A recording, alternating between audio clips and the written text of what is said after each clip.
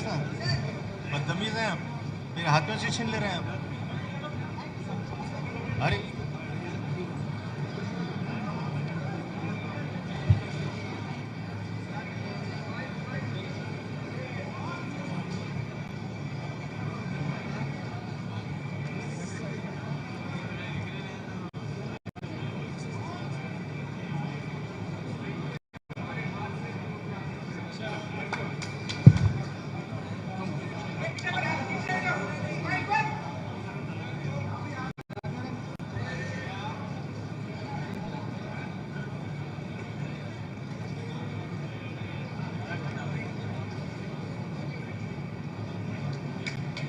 इमरान प्रतापगढ़ी साहब, एक 2 मिनट के लिए आपसे गुजारिश है कि आप खिताब फरमाएं।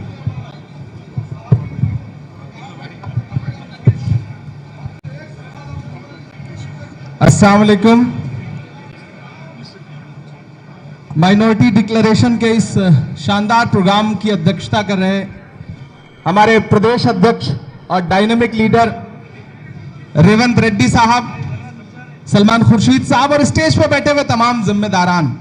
हम आतिशे सोजा में भी हक बात कहेंगे, हम आतिशे सोजा में भी हक बात कहेंगे, कुंदन की तरह दहर में ताबिंदा रहेंगे।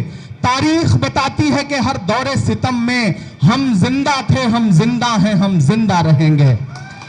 हैदराबाद की इस शानदार सरजमीन पर जिंदा दिल लोगों के सामने खड़ा होकर के आपसे बस इतना कह रहा हूं कि मेरे हाथों में ये जो माइनॉरिटी डिक्लेरेशन का ये जो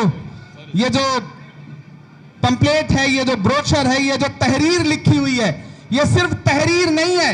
हम तकरीबन 1 घंटे जाम में फंस करके यहां पहुंचे हैं, तब समझ में आया कि पुराना हैदराबाद किस तरह से सांस लेता होगा। तकरीबन 1 घंटा जाम में फंस के आया हूं। सड़कों की हालत ऐसी है कि सफर करिए तो पता ही नहीं चलता कि सफर कर रहे हैं या आखिरी सफर कर रहे हैं, इतनी खराब हालत है। ऐसे में हम आपसे सिर्फ ये कहने आए हैं कि जो ये विधानसभा का चुनाव है, जिसमें रेवंत साहब सुबह से शाम तक मेहनत कर रहे हैं, राहुल जी यहां मेहनत कर रहे हैं, प्रियंका जी आ रही हैं, खरगे साहब आ रहे हैं, ये सिर्फ विधानसभा का चुनाव नहीं है। हैदराबाद वालों, तेलंगाना वालों, ये इलेक्शन सिर्फ इलेक्शन यहां की असेंबली का नहीं है। अगर आप चाहते हैं कि 2024 में हिंदुस्तान की गद्दी से वो जालिम हुक्मरान हटें, तो सबसे पहले आपको तेलंगाना में यह करके दिखाना पड़ेगा, तब दिल्ली तक इसका संदेशा जाएगा। यहां बैठे हुए जो यहां के जो हुक्मरान हैं, यहां और दिल्ली वालों में एक अच्छी खासी नूरा कुश्ती चल रही है। दोनों झूठ बोलने के मामले में बहुत आगे हैं।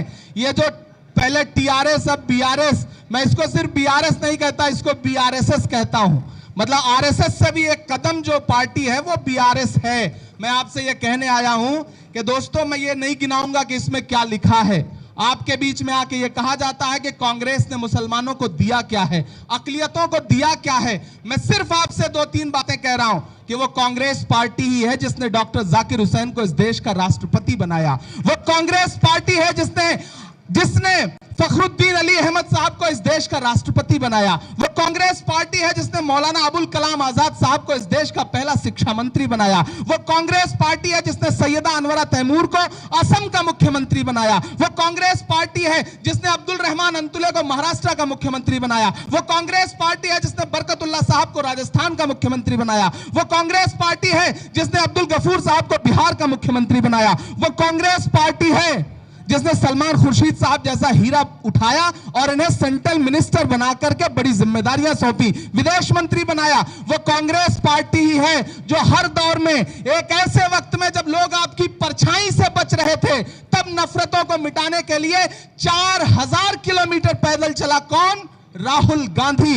अपने पैर के छालों की परवाह किए बगैर आपके लिए चलता रहा। वो कन्याकुमारी से कश्मीर तक, तेलंगाना में भी उन्होंने अच्छा खासा वक्त गुजारा। मैं आपसे यह कहने आया हूं कि यह इलेक्शन बहुत अहम इलेक्शन है।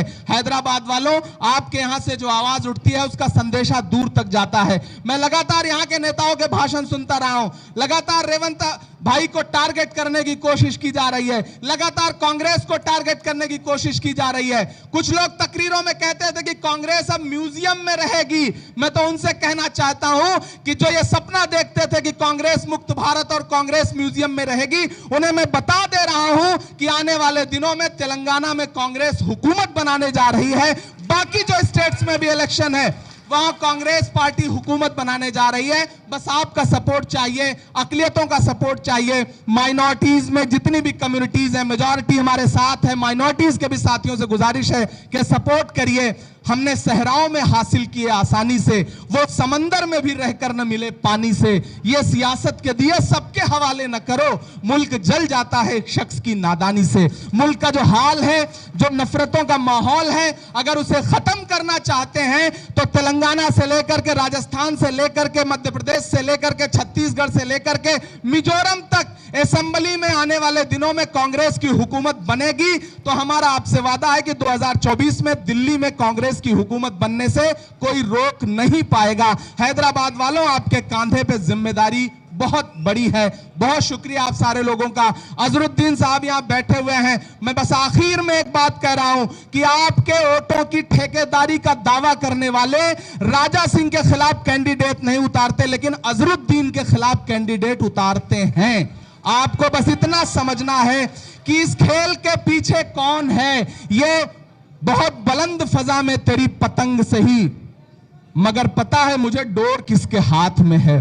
तो डोर जिनके हाथ में है वो आपको समझना है कि डोर किसके हाथ में है और उस डोर को चला कौन रहा है। ये जो कार है, इसकी स्टीयरिंग अपने हाथ में होने का दावा करने वाले लोग उस कार को ले जाकर के किसकी चौखट पर रोकते हैं, ये हम सारे लोग जानते हैं। इस बार एकजुट होइए, तेलंगाना बदलने जा रहा है। रेवंत अन्ना की मीटिंगों में जो सैलाब उमड़ के आ रहा है, राहुल गांधी को सुनने के लिए जो सैलाब उमड़ के आ रहा है, वो बता रहा है कि कांग्रेस की सुनामी को न तो केसीआर रोक पाएंगे, न एमआईएम रोक पाएगी, न भाजपा रोक पाएगी। ये हमारा आपसे दावा है। आज से हम सारे लोग पूरे तेलंगाना के अलग अलग इलाकों में जा रहे हैं, मुसलसल यहीं डेरा जमाएंगे और आने वाले 3 दिसंबर को मुल्क को बताएंगे कि तेलंगाना अब कांग्रेस का है। बहुत शुक्रिया।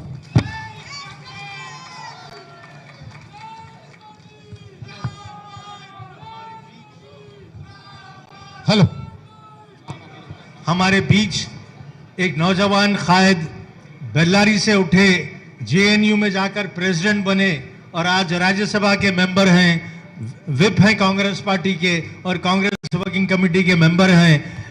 मैं नासिर हुसैन साहब से मुखातिब हूं और गुजारिश करता हूं कि जो है आप अस्सलाम वालेकुम रहमतुल्लाहि बरकातहू।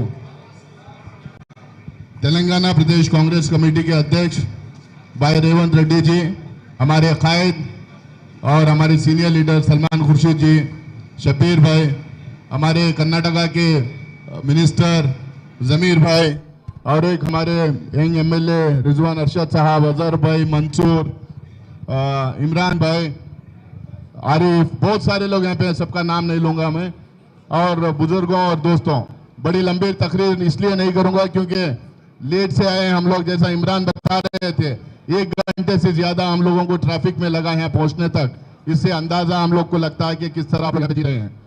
बहुत सारी बातें मेरे ख्याल से हो गई होंगी और डिक्लेरेशन में भी बहुत कुछ आ गया है। हम कर्नाटक से आते हैं, कर्नाटक से कई लीडर यहाँ पे हैं, जमीर साहब हैं, रिजवान अरशद हैं, मंसूर हैं, बहुत सारे लोग हैं। हम लोगों ने डिक्लेरेशन नहीं किया था कर्नाटका में, लेकिन हम तमाम बातें यहाँ पे जो बताए गए, पिछले जो गवर्नमेंट हमारी 13 से 18 तक कांग्रेस की जो गवर्नमेंट कर्नाटका में थी, उस गवर्नमेंट के तहत इसमें मैक्सिमम जो बताया गया है डिक्लेरेशन में, ये सारा चीज कांग्रेस पार्टी के द्वारा, कांग्रेस पार्टी की सरकार के द्वारा हम लोग ऑलरेडी ये कर चुके हैं। और इस बार के मैनिफेस्टो में भी हम लोगों ने इससे भी ज्यादा वहां पे डाले हैं। इसीलिए जो वहां पे मुसलमान पूरे एकजुट होके कर्नाटका में कांग्रेस पार्टी को जिताए हैं।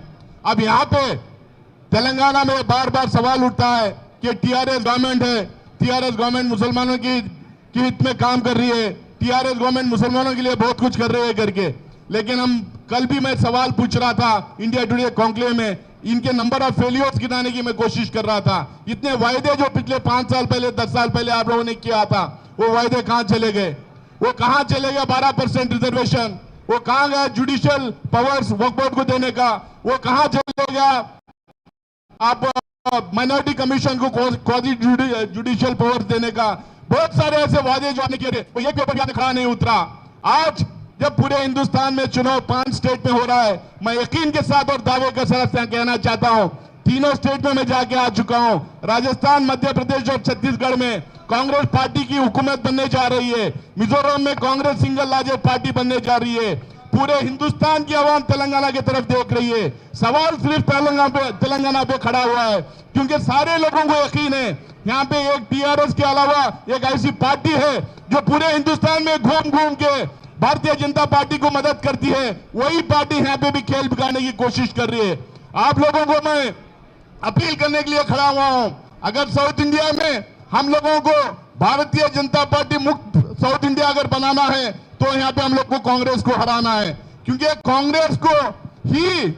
कांग्रेस को जिताना है, क्योंकि कांग्रेस को ही जिताने से हम लोग सिर्फ भारतीय जनता पार्टी को नहीं, सिर्फ ए टीम को नहीं, उसके साथ में जो बी टीम रहती है उसको भी हम लोग हरा सकेंगे।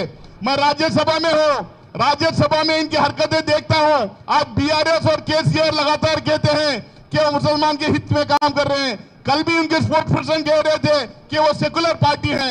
मैं इनको पूछता हूं, जब लोकसभा में और राज्यसभा में जो बिल्स आते हैं, जब ट्रिपल तलाक जैसा बिल आती है, जब आर्टिकल 370 को रद्द करने की बिल आती है, जो बहुत सारे ऐसे बिल जब आते हैं, तो टीआरएस के एमपीज क्यों सरकार के फेवर में यानी कि भारतीय जनता पार्टी के पक्ष में क्यों खड़े होते हैं? वहां पे लगातार हर बिल पे बीजेपी के पक्ष में खड़े होते दिखाई देते हैं। तो इसीलिए मेरे दोस्तों, मैं आपसे अपील करने यहाँ खड़ा हूं, अगर हम लोगों को इस देश में सही सेकुलर हुकूमत को बनाना है तो हम लोगों को तेलंगाना जिताना पड़ेगा। भारतीय जनता पार्टी के साथ में हर वो पार्टी जो बीजेपी के साथ खड़े होने की कोशिश करती है उसको भी हराना पड़ेगा।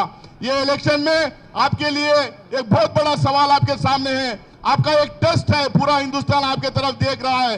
जैसा मैंने कहा, मध्य प्रदेश, छत्तीसगढ़ और राजस्थान में कांग्रेस की सरकार बन रही है। अगर तेलंगाना में भी अगर हमारी सरकार बन गई तो आप यकीन से मानिए 2024 में कांग्रेस की सरकार दिल्ली में भी बनेंगे और मोदी सरकार को हम उखाड़ के फेंकेंगे। और अभी इमरान जैसा बता रहे थे, वही सवाल मैं भी करना चाहता हूं। अजहरुद्दीन साहब को यहाँ पे उतारा गया है, हिंदुस्तान के क्रिकेट टीम के कैप्टन थे, आप लोगों के चहेते नहीं पूरे हिंदुस्तान के चहेते हैं। उनके खिलाफ पिछली बार उस कॉन्स्टिट्यूंसी में आपने कैंडिडेट नहीं उतारा था, लेकिन जैसे ही अजहरुद्दीन साहब का नाम आता है आप एक मुसलमान कैंडिडेट वहां पे उतार देते हैं। इनको लगता है मुसलमानों की वोटों की ठेका मुसलमान कम्युनिटी उनको दी है, ऐसा नहीं है। मुसलमान भी समझते हैं, मुसलमान इनोसेंट जरूर है, मासूम जरूर है, लेकिन बेवकूफ नहीं है। इनकी हरकतें को समझते हैं, इनके मंसूबों को समझते हैं। इस बार तेलंगाना में मुझे लगता है और यकीन है कि आप तमाम लोग एकजुट होकर सिर्फ भाजपा को नहीं, उसकी बी टीम तेलंगाना राष्ट्रीय समिति जो टीआरएस है उसको भी आप लोग हराएंगे और अब कांग्रेस का परचम ले रहेंगे, जिसके चलते 2024 में हम मोदी की सरकार को उखाड़ के फेंकेंगे और कांग्रेस की सरकार दिल्ली में भी बिठाएंगे। बहुत बहुत आप लोगों का शुक्रिया। जय हिंद, जय कांग्रेस। नासिर हुसैन साहब, इस बार मुसलमान और क्रिश्चियन तेलंगाना का ठेका कांग्रेस पार्टी को रेवंत रेड्डी साहब को दे चुका है। रेवंत रेड्डी के साथ है आज मुसलमान। रेवंत रेड्डी साहब, आप दो ऐलानात कर दीजिए। एक बहुत ही अहम ऐलान, हैदराबाद में जो मासूम बच्चों के ऊपर, इनोसेंट बच्चों के ऊपर ज़्यादा से ज़्यादा पुलिस केसेस लगा रहे, कांग्रेस पार्टी हुकूमत आते ही जो इनोसेंट बच्चों के ऊपर केसेस है पूरा रिव्यू करके उन लोगों के ऊपर जो गलत केसेस है वो निकालने के लिए कांग्रेस पार्टी कोशिश करेंगे। जय कांग्रेस।